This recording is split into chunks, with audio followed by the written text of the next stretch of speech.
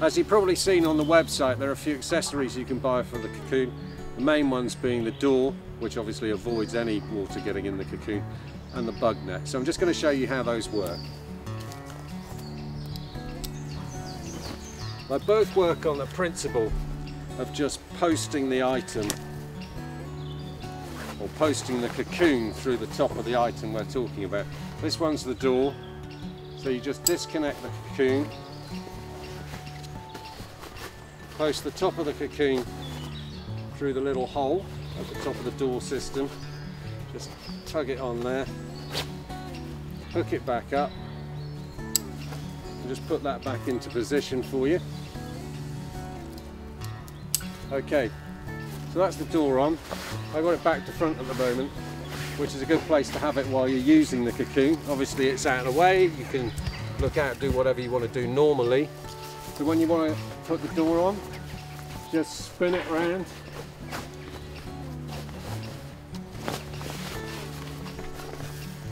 Connect the toggles into the front two webbing loops, 1 and 2. And then just flip the skirt underneath the front, keeps it in place in wind. That provides you a really good seal around the cocoon, stops any wind, assisted rain getting in, etc. So that is possible to put on when you're inside the cocoon, but it's quite tricky reaching out and doing these toggles. So that one's the door. The same process for the bug net. Get the cocoon down to a level where you can do everything easily.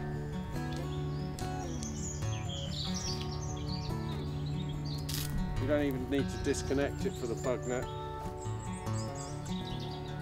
Just whack your little Velcro collar around the top.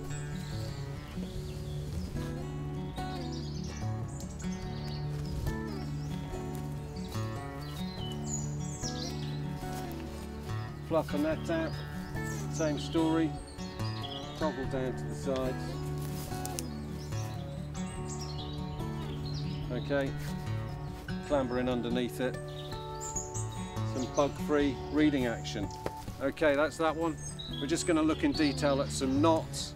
Put a twist in the rope, then poke a loop through the twist, pull that up reasonably firmly.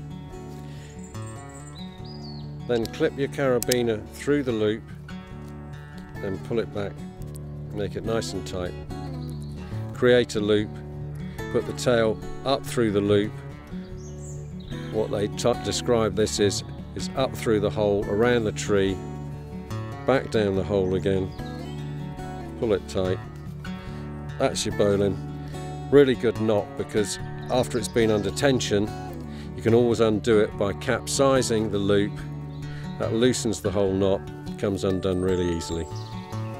If you're into the idea of cocoons, you're probably into the idea of nature. So one of the things we do recommend, if you're hanging a cocoon in the same place on a tree for a long period of time, or even on a permanent basis, you're going to need one of these tree loops. Because of the width of the webbing band, it minimises the effect that a rope would have on skinning the bark off a tree. Simply post it round the limb, post one loop through the other loop, pull it tight, then hang your cocoon as you would normally off this loop, and that'll mean that the limb that you're hanging from won't be damaged. All you got to do while you're up here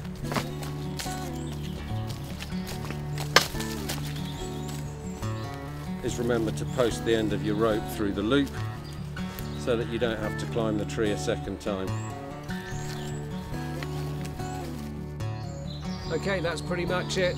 Everything you need to know about hanging a cocoon. And whether you're doing it inside for total relaxation or outside on a day trip for a whole load of fun, I'd just like to wish you a happy cocooning time. Bye for now.